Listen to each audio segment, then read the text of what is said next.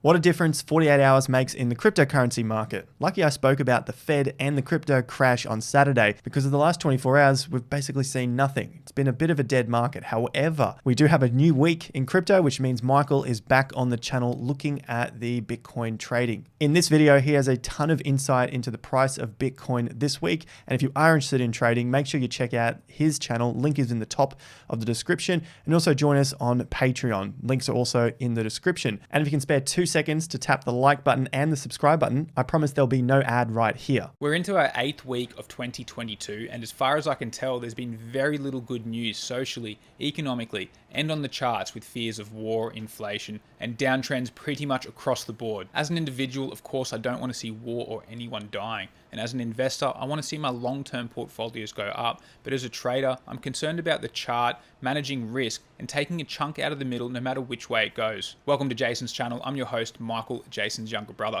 If you're after short-term trading and analysis on Bitcoin and a bunch of major alts, check out my channel. Link will be in the description below. As always, everything I say is general information only. Nothing I say should be considered financial advice, but rather just some opinions from a guy on the internet. The market structure I've been sharing since the bounce out of the $33,000 low put Bitcoin on a trajectory to reaching $50,000 sometime in March, but I did have a few conditions. All bets are going to be off if price obviously does break back down below that trend line, and also the tops at around that $39,000 to $40,000. Back around here. We got our low on Monday as expected, but the market only moved up for 1 day and then stalled, which led to a video I put out just a couple of days later saying that I bailed and explaining why. Now that the failure conditions have been met, I'm going to dive back into the detail to look at the most likely scenarios, both for the buy side and the sell side of the market. And for that, I'll jump over to my Bybit account. These guys are my preferred leverage trading platform, but they also offer spot trading, and there's no KYC requirement as well. If it sounds like it's up your alley, there's a link in the description below.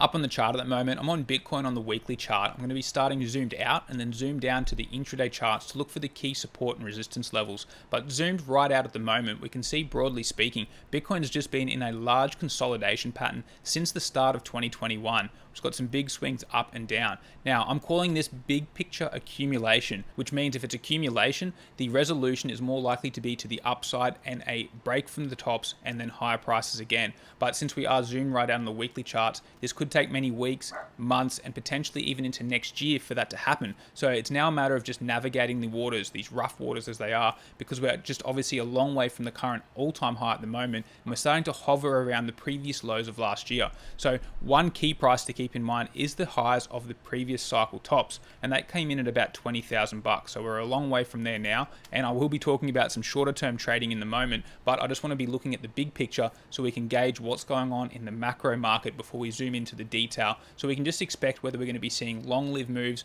or short-lived moves. So we are still broadly down, of course, from the all-time high in November, and we're going to need to see some more tops breakdown before we do see a big picture uptrend even begin to develop and really materialize. So to do that, I'll just be looking at a 50% from the high to the low. We can still see we're a long way from that 50% level, coming in at about $51,000. I'm on the derivatives chart at the moment, so it's going to vary slightly from exchange to exchange, but that's the key price that Bitcoin needs to break before we do get a more macro upswing. And it's also coincides with some old tops that took place in December of last year. So anytime Bitcoin's below that 51K, 50K for round numbers, and the tops from December, this is really a fairly weak place to be, and we just really want to see the price get back above that 50% before getting more bullish, or at least the way I read the market, that's what it's going to need in a macro way before we will really expect to see some bigger picture upswings. Until then, we're going to be seeing short-lived moves, and that's exactly what we've been seeing at the moment, and potentially even a retest of the lows at around that $33,000 and maybe even down to the high 20s, testing the lows of last year as well. So keeping that in mind, I just don't get my hopes up of any upswing that we see at the moment to be a major long-lasting upswing. I have to keep the perspective in mind, even on my shorter term trading, what's happening in the bigger picture.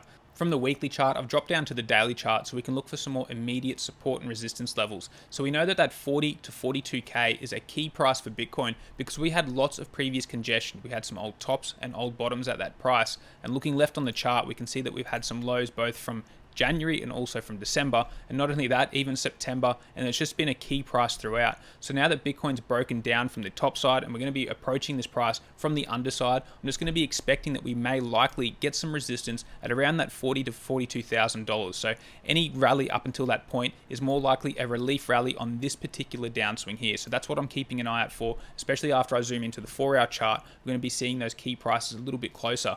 But back to the daily chart, we know we're weak now that we've broken down from that 40k resistance level, and on our 50% levels as well, we're also looking relatively weak. From high down to low, we're kind of hovering around at the moment, finding some resistance on the underside of this 50%, coming in at about $39,415. This is on obviously the Bybit price. The coin market cap price, Binance, is going to be off just by a little bit, but not by much. Then we've also got our 50% now from high down to low, and believe it or not, it comes in at $42,000. That's the 50% level, which coincides with a bunch of old lows that took place just last week, rather 2 weeks ago, and also the old low in December as well. So on the upside of the market, Bitcoin's got its work cut out for it to get back into a technical strong position. So like I said before, we've met our conditions of breaking down from our trend lines and also our 50% levels. So that 50k target I had that I was looking at around March is most likely going to fail. We're not going to get there now because we've failed from our trend lines and our 50% levels. So we're going to zoom into the 4-hour chart now to look for some key windows of opportunity, both on the buy and sell side of the market, keeping this bigger picture in mind. Zoomed into the 4-hour chart now, we can start to get some key areas of support and resistance, also some windows of opportunity. So from high down to low, we know we had $42,000. Currently, Bitcoin is trying to test the underside of the lows that took place just a few hours ago, just yesterday and over the weekend. So we've got those lows that come in at around the price of that 40,000, 39,500. We've also got our 50%, which coincides with that $39,500. So like we're looking at Bitcoin being weak on the weekly chart, also weak on the daily chart. On the 4-hour chart, it does have its work cut out for it. So any rally up until around that 50% of $42,000, I just do think it's going to be more of a relief rally. So I wouldn't expect any big things to happen on the buy side of the market until Bitcoin can get back above that $42,000 and maybe put in a higher bottom or two on the intraday charts. Until then, I think it is just a bit of a danger zone, especially where Bitcoin sits at the moment. Now, the sell side of the market, last week, we looked at the window of opportunity on a breakdown of these lows down here. We had our 50%, and we also had that very nice looking rectangle on the chart. We've obviously broken down from there now, and that it also coincided with our trend line from low to the next higher low. And as you can see, after it broke down from that point, the price has continued to be weak. So now on the sell side of the market, it is just hitting a bit of support, and that coincides with the consolidation that we've seen from late January as well. So this could potentially stall or at least slow this downward trend at the moment. That's what we're starting to see now with a short-term base in play. But even so, since there's so much consolidation around these lows that come in from about that $35,500, that's really the base of the lows, I'd expect there to be a much slower downtrend and potentially a bit more support if the market does continue to dip. Below that $35,500 is quite dangerous for Bitcoin because it is most likely then going to test the lows at this $33,000. So on the short side of the market, if we do start to see some short-term support around that 35.5, but we fail to get any kind of a bounce, I'd be expecting it to break down and Bitcoin would be back into this particular window of opportunity from that $36,000 down to that $33,000 to $34,000. That's what I'm seeing for the sell side of the market. The buy side of the market, we've also got a few overhead trend lines to look in the chart from high down to lower high. Now, we don't really have another one in play yet, but we may be getting one quite soon. If Bitcoin does continue to rally and show some signs of failure, I'll be looking out for a trend line to go from the lower high down to the next potential lower high. And until Bitcoin can really break through from that downtrend, that's when I'd see the momentum start to shift. So that wraps up where I'm seeing Bitcoin on the buy and sell side of the market. At the moment, there still does seem to be more selling pressure than buying pressure. And what I need to see to flip that narrative is, of course, the market break back above that $42,000. So it's got a long way to go until there. And there's going to be a few more signs that do pop up along the way if we do get our trend line. For the Bitcoin bulls out there, the price to beat is $42,000. Any rally up until that point, I'm just looking at being as a bear market correction, calling this a particular short-term bear market. Any rally to that 42K, like I said, potential bear market correction before putting in a lower top.